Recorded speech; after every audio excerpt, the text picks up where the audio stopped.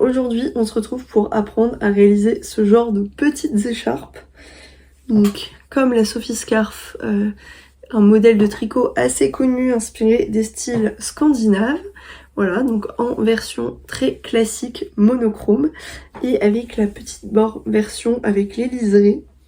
Tout aussi sympa mais avec un petit style en plus. Donc là moi celle-là je l'ai fait en beige et en dark chocolat. Donc si t'es prêt à réaliser ces deux petits modèles, si t'es prêt et que t'as envie de réaliser ce petit modèle, on est parti de suite pour le tuto. Let's go! Au niveau du matériel, si tu souhaites faire une mini écharpe de couleur unique, tu vas avoir besoin d'une seule pelote.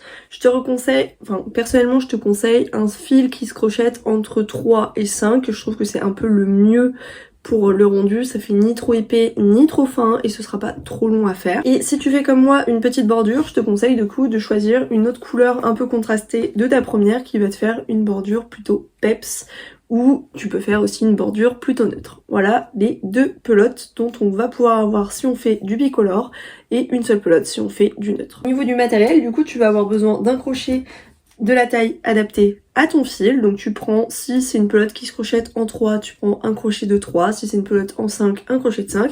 Je te laisse regarder, normalement ce sera inscrit sur ta pelote. Tu vas avoir les petites indications et tu cherches le motif du crochet et tu regardes la taille.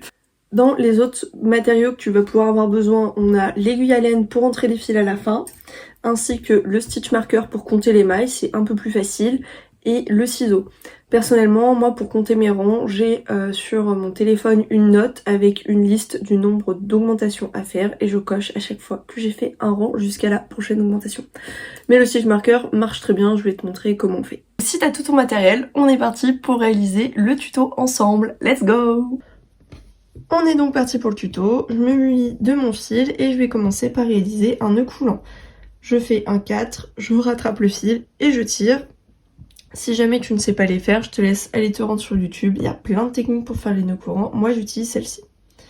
Une fois que j'ai fait mon nœud coulant, je vais venir réaliser, pour faire la première maille, 2 mailles en l'air.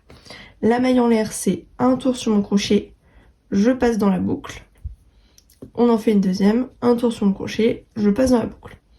Je viens de faire 2 mailles en l'air. Tu repères les mailles, c'est le petit V que tu vois comme ceci. Donc là, on en a 2. Une fois que j'ai fait mes 2 mailles en l'air, je vais venir faire une demi-bride. La demi-bride, c'est un tour sur mon crochet. Je vais planter dans la toute première maille, pas la deuxième la plus proche de mon crochet, mais la plus loin, la première. Je plante dans la toute première maille et je viens faire un tour sur mon crochet que je vais passer dans cette toute première maille. Je me retrouve donc à 3 brins sur mon crochet et je vais venir faire un tour sur mon crochet que je vais passer dans les 3. Là on vient de réaliser une demi-bride. On va donc se retrouver ici avec une seule demi-bride. Ça va être du coup le rang numéro 1. Pour le rang numéro 2, à chaque rang on va venir faire une maille en l'air pour pouvoir commencer le nouveau rang. Donc là on va commencer le rang numéro 2, donc pour ce faire on va venir faire une maille en l'air. Le rang numéro 2, il est un peu exceptionnel dans le sens où c'est le seul rang où on va venir faire 3 demi-brides dans la même maille. Donc là, vous avez la maille en l'air vous avez la maille de ma maille en l'air et ici, vous avez la maille de ma demi-bride précédente. Je vais venir faire dans cette maille-là, donc celle de la demi-bride du rang numéro 1, 3 demi-brides. Je fais un tour sur mon crochet et je vais venir planter, donc pas dans la maille en l'air, mais dans la demi-bride du rang numéro 1. Je plante une première fois dedans et je viens réaliser une demi-bride. Je fais un tour que je tire, je me retrouve à 3 brins sur mon crochet et je fais un tour que je passe dans les 3. On va répéter l'opération une deuxième fois. Je fais un tour sur mon crochet, je replante exactement dans la même maille, je fais un tour que je tire, je me retrouve à 3 brins, je fais un tour que je passe dans les 3.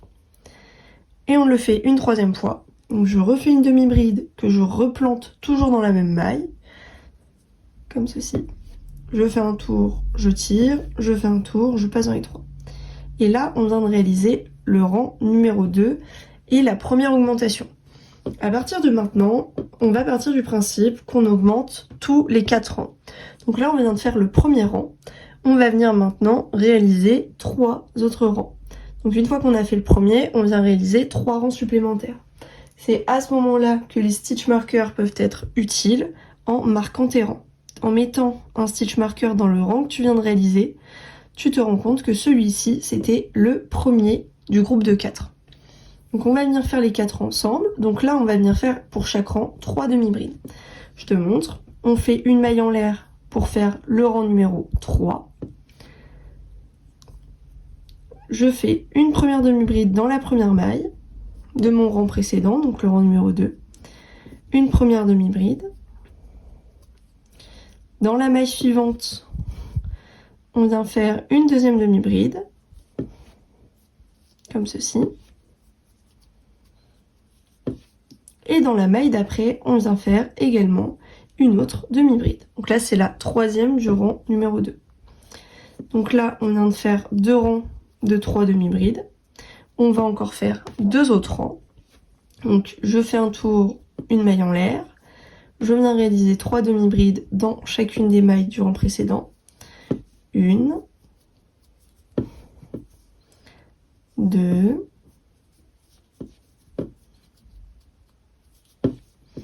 et 3. On vient donc de réaliser notre troisième rang à 3 demi-brides et on vient faire le dernier rang de 3 demi-brides.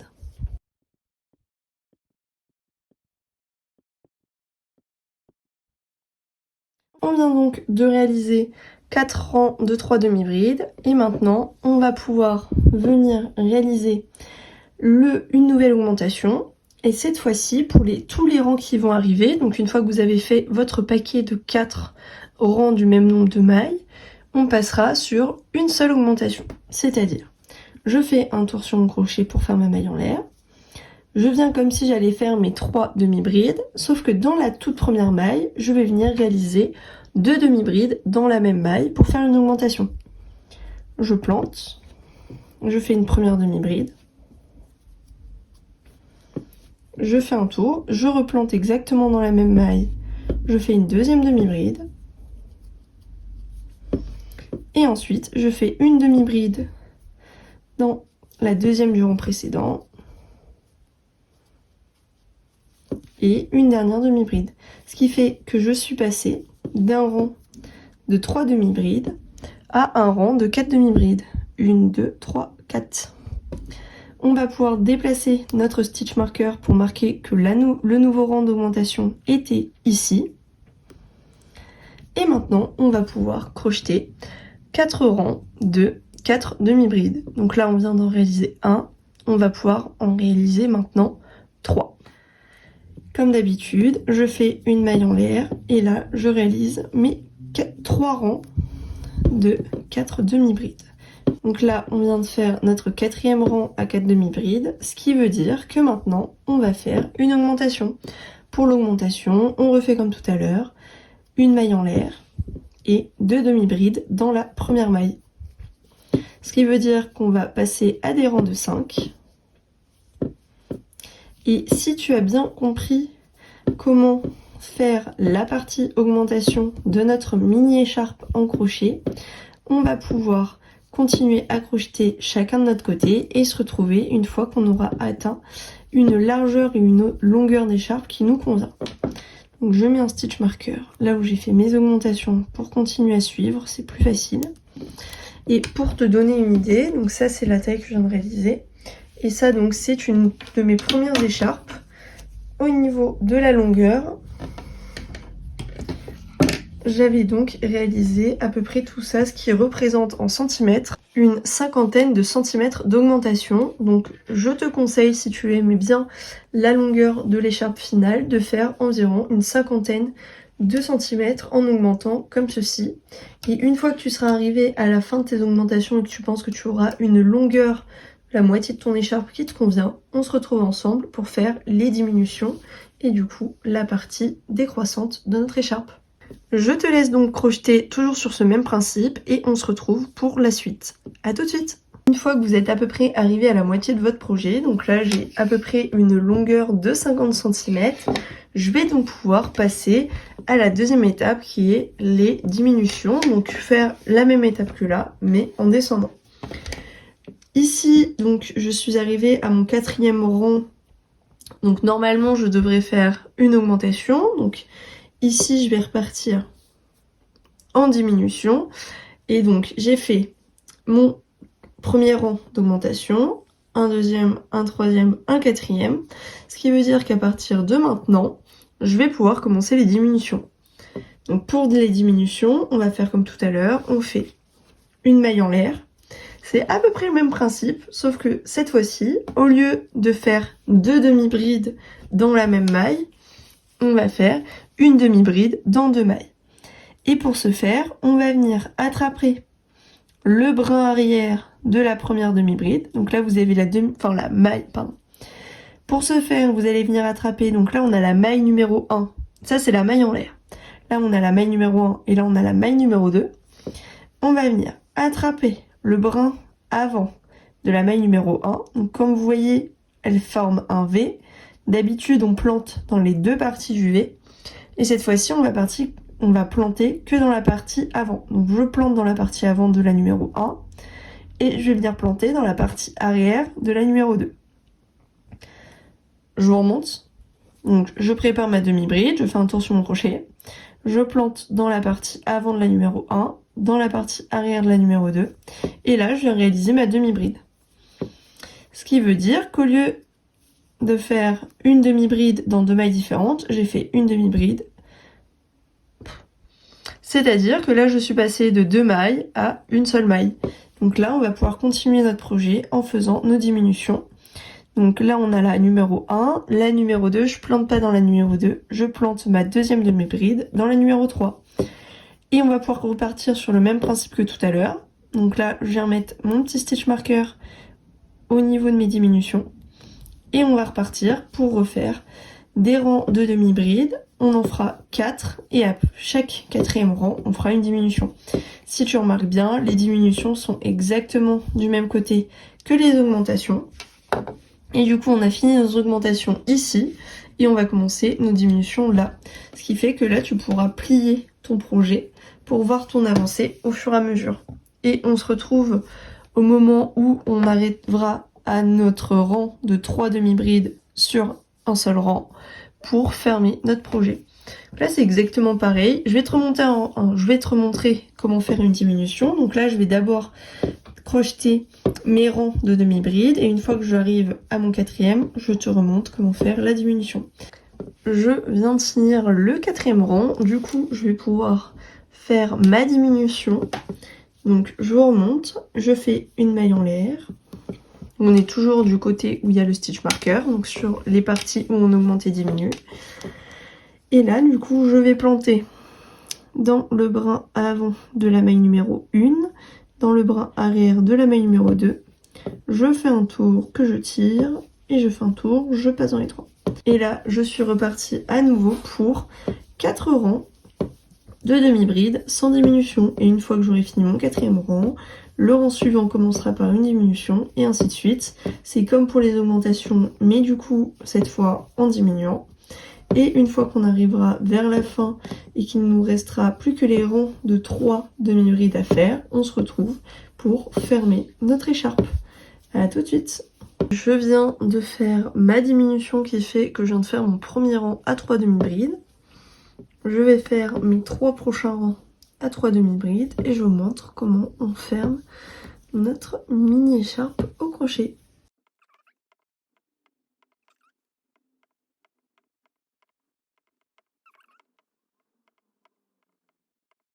Je viens de faire mes 4 rangs de 3 demi-brides et pour finir mon écharpe, je vais venir faire une maille en l'air.